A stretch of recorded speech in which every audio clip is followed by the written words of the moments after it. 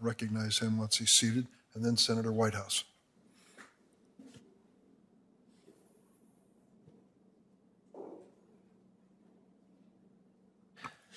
Thank you, Mr. Chairman. Welcome to each of the witnesses.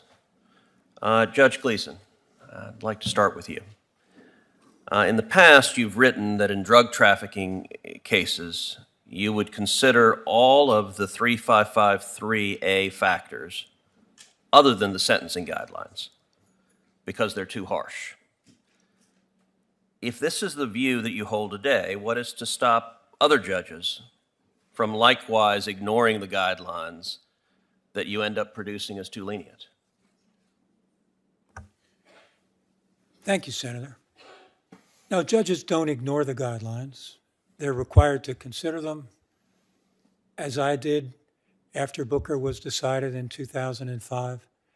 Every sentence began with a computation of the guidelines.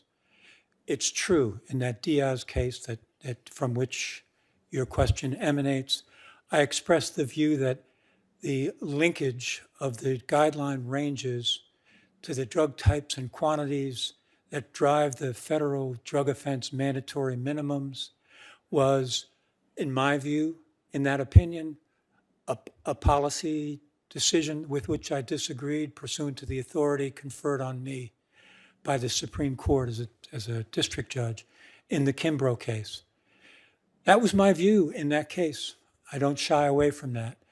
My view is I've got a different role if I'm lucky enough with this distinguished panel to be confirmed to the Sentencing Commission. The views of the Sentencing Commission represent the consensus, the vote of a body that's designed to listen to everybody, all the judges, the prosecutors, probation, defenders, all the stakeholders. Take all of those views into account and formulate sentencing policy as an entity, as a bipartisan entity. Do I bring those views with me to the table? Of course. In my view, do they play a role in the decision-making of this commission if I'm fortunate enough to be confirmed? Not really. So all across the country, Americans are deeply concerned about the rise in crime we're seeing, the rise in murder rates we're seeing, the rise in carjacking rates we're seeing.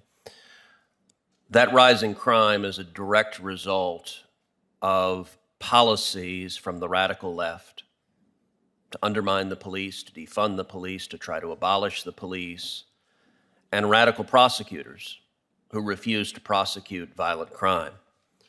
Just last night, we saw a rather remarkable outcome in that the voters of San Francisco, bright blue, liberal San Francisco, just recalled their district attorney because they got tired of a left-wing DA releasing criminals over and over and over again. When you've gone too far left for San Francisco, that's a pretty good sign that you have lost sight of the American people. Now, on the bench, you have been very critical of long periods of incarceration for drug traffickers.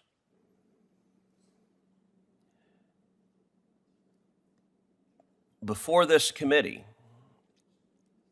are you prepared to acknowledge the extraordinary harm that drug traffickers do to communities around the country, and especially in my home state of Texas, which is facing a completely unprecedented border crisis because the Biden administration refuses to enforce our laws? Of course I'm willing to acknowledge the extraordinary harm drug trafficking does in your communities in Texas, in ours, in New York. It is a deadly serious crime. The last thing it is, Senator Cruz, is a victimless crime. There are victims all over the lot. It's a scourge of some of our communities in New York. I'm with you completely on the seriousness of that as a federal felony.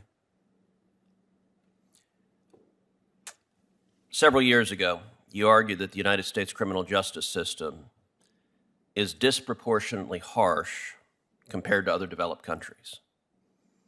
As a commissioner, would it be your objective to make our criminal justice system more lenient, less harsh, more reflective of the criminal justice systems of other nations that you have pointed to as being more lenient?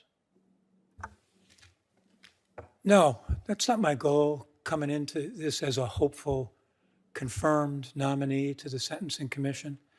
My goal is to do what this body created the commission to do, which is to formulate, to the degree that the commission formulates policy, much of the criminal justice policy emanates from this body, from the Senate, from the Congress.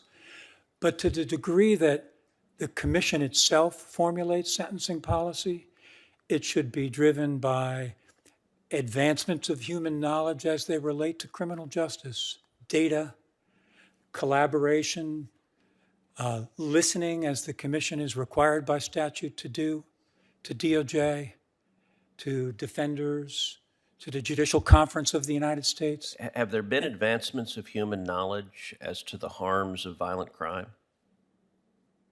Not to my knowledge. There's been some advancements of human knowledge in recent years that I regard as very important. That's not one of them, though, Senator. Thank you. Thank you. Senator Whitehouse.